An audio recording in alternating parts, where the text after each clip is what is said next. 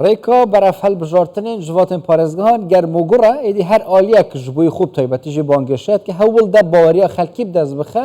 او برنامه او دانم تایبتیجی جواتن پارزگاه جب کنو خدمت کزیرتر کن جبوی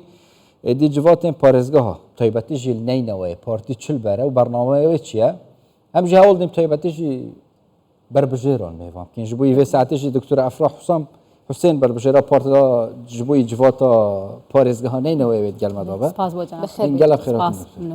جره از لیسته دیفرو عمده بحث کن که برنامه پارتی چیه از شتا بحث بکم این ناو خلکی دانه و جیان خلکی و نخوشیشی در باز کرینه جبوی نینوی طیبتی جبوی تا چه تشتا گرنگه که پارتی جب کت ناو جواتا پارزگاه دا بله سپاس سرتا من وەکو کچێکی کاکەیی کە کاندیدی لیستی 1970 پارتی دیموکراتی کوردستانم زۆر سەربەرزم شانازیە بۆ من کە ببم بە جێگای متمانەی جەنابی سەرۆک بارزانی و سەرکردایەتی پارتیمان کە هەمیشە گرنگیەکی زۆر و تایبەتیان بە کاکەی داوە و هەمیشە کاکەی لە بیریان بووە. فئێمە بە ناوی هەموو کاکەیانەوە سوپاسی ئەو هەڵوێستەیان دەکەین ئێمەش وەکو کاکەیی هەمیشە دەنگی یەکەمیان دەبین لە مووسڵ ئینشاءالله این کاکەین از وارد کەم سەری هەر تشتێکی لە هیندیش بووی پێکڤەژیان و ئاشتیانەیە بالضبط لێ قۆناغێکە بزەحمەت نینەوە و دەشتا نینەوە مووسڵی دەرباز کرد تایبەتی پشتی شەڕێدا ئەشێ هیندی چاوە کار سەرێ خۆڵێکن باش هەمیەوە بزەحمەترە ڕاستە بێگومان ئەوە لە ئەنجامی ئەوەی بوو کە ئەنجومەنی پارێزگای نینەوە وجودی نەبوو لە تقریبا لە 2013ەوە ئەنجومەنی پارێزگاکانی عێراق بە تایبەت ئەنجومەنی پارێزگای نینەوە وجودی نەبووە ئەوەش سەبەبێکی ڕئیسیە بۆ ئەوەی مثلەن ئیتیفاقیەی شنگال جێبەجێ نەکرێ بۆ ئەوەی ڕەوشتی دەشتی نینەوە کە ئەمن لە دەشتی نینەوەمە ڕەوشتی ئەم ڕۆژە بێ فەوە لە هەمووی لە ئەنجامی عدم وجودی ئەنجومەنی پارێزگای نینەوە بووە. باشە ئێستاکەیدی هەڵبژاردن دەکرێت بۆ ئەنجومەنی پارێزگاکان بەرنامەی کاندیدانی پارتی بۆ ئەم هەڵبژاردنە لە نینەوە چییە؟ بەڵێ بێگومان ئێمە هەموو کاندیدانی پارتی بەرنامەکانمان لە چوارچێوەی بەرنامەی عامی لیستی 1970 کە گرنگی بە هەموو بوارەکانی بوارە خزمەتگوزاریەکانی داوا لە نینەوە ئەوانەی کە خەڵکی ئەم شارە پێویستیان پێیە ئەمنیش وەکو کاندیدی ئەم لیستە بەرنامەکانی من لە چوارچێوەی بەرنامەی حزبە و بە تایبەت لەم بوارانە کە پێویستە خزمەتێکی زیاتر بگەینێتە خەڵکی ئەم شارەکە لە بواری خصوصا تەندروستیوە لە بواری تربیە و تعلیمەوە لە هەموو ئەو بوارە خزمەتگوزاریانە کە پێویستە بگاتە هەموو خەڵکی شارەکە بە بێجی ئاوازی. دکتۆر ئەز نکەمەوە ئەم نۆڤە دەمە بانگەشە دەنە جارێ ئەم بەحسێ بانگەشەیەژی بڵێن چاوە دەڕوبازبەرە و شەبانگەشەیە تایبەتیش بووی هەڵبژاردنە ژاڵیە پارتی و چاوەیە هیچ ڕێگریەک کاندیدا هاتیەکردن وە هاتیەکردن تایبەتیش بووی بێگومان ڕێگری دەکرێت خصوصا لە کاندیدانی پارتی بەڵام ئەو ڕێگریکردنە لە کاندیدانی پارتی و لە لیستی 1970 معنای ئەوەیە کە ئێمە لیستێکی زۆر بەهێزین کە لیستەکانی بەرامبەرمان دەزانن کە ئێمە متمانەی زۆرینەی خەڵکی نینەوە بەدەست دەینین و چەند ڕێگریمان لێ بکەن ئێمە سوورترین لەسەر ئەوەی کە بەشداربی لەم هەڵبژاردنە بانگەشەی ئەو ڕێگرین هاتیەکردن دەستکاریکردنی پۆستەرەکانمان ڕێگریکردن لە کاندیدەکان بۆ ئەوی بچنە ئەو ناوچانەی کە لەژێر دەسەڵاتی لایەنەکانی ترن. باشە بەم ڕێگریانەوە کە باسیەکەی بەڵام لەگەڵ ئەوەشدا بەو پلانەی کە خۆتان داتان ناوە وەکو پارتی وەکو لیستی 1970 چاوەڕێ دەکەن لە هەڵبژاردنی ئەنجومەنی پارێزگاکان پارتی ببێتەوە بە دەنگی یەکەم؟ ئەکید پارتی هەمیشە لیستی یەکەم بووە لە پارێزگای نینەوە ئەم جارش ئینشاءالله لیستی یەکەم دەبین و زۆرترین ژمارەی کورسیش بەدەست دێنین چونکە فاکتەرێکی زۆر گرنگمان هەیەیان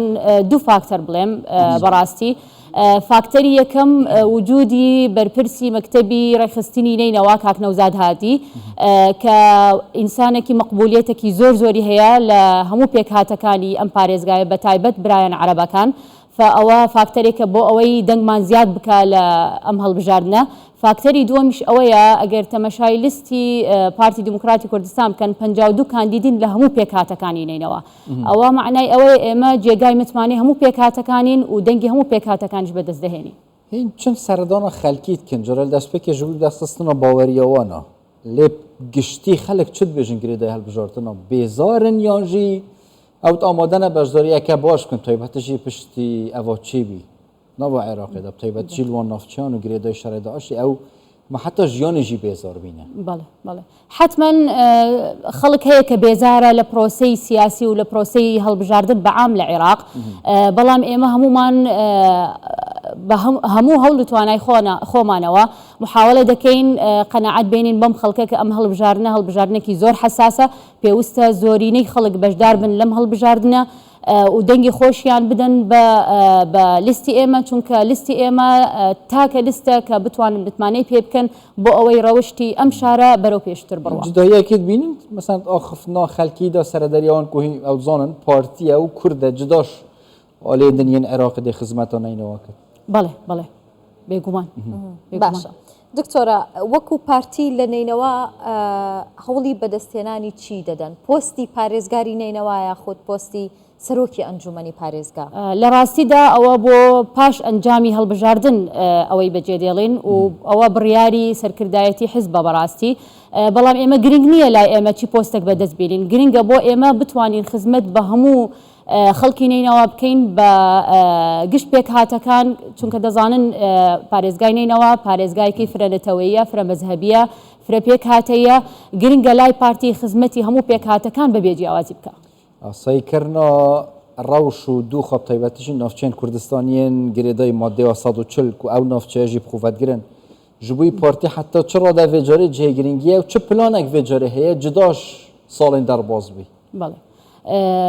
پێویستە ئێمە وەکو جارانی پێشووتر لیستی یەکەم بین بەهێز بین لە ئەنجومەنی پارێزگایدا بێ بۆ ئەوەی زۆرترین ژمارەی کورسی بەدەست بێنین بۆ ئەوەی ئێمە صاحب قەرار بین لەگەڵ لایەنەکانی تریش بێگومان بەڵام ئێمە صاحب قەرار بین صاحب بڕیار بین لە ئەنجومەنی پارێزگای نینەوە بۆ ئەوەی بتوانین ڕەوشتی ناوچەکانی مادەی 140 خصوصەن سنجار و دەشتی نینەوە بگەڕێتەوە وەکو جاران. باشە خۆتان دەزانن کە پارێزگای نینەوە پارێزگایەکی فراوان و گەورەی و خۆشتان وتان فرەنەتەوەیە فرە مەزهەبە و لەگەڵەوەشدا فرە کێشەیە کێشەی زۆرە وەکو پارتی زیاتر تەرکیز دەکەنە سەر چی دەتانەوێت چی بۆ پارێزگای نینەوە بکەن؟ بەڵێ ئێمە شیعاری لیستی ئێمە لە نینەوە قائمة الإرادة والتآخي ئێمە لای ئێمە لە هەموو شت گرنگترە ئەوە کە یعنی پێکەوە ژیانی ئەم پارێزگایە بپارێزین فاکتەرێک بین لە ناو شاری نینەوە کە بتوانین خزمەتی هەموو خەڵک بکەین بەبێ جیاوازی بتوانین پێکەوە ژیان و ئارامی و هێمنی لە ناو ئەو شارە بپارێزین چونکە بەڕاستی یعنی ڕەوشتی نینەوە مووقعی نینەوە سیاسی جیوگرافی بۆ هەرێمی کوردستان زۆر گرنگە ئێمە هەموو هەوڵمان ئەوەیە کە شاری نینەوە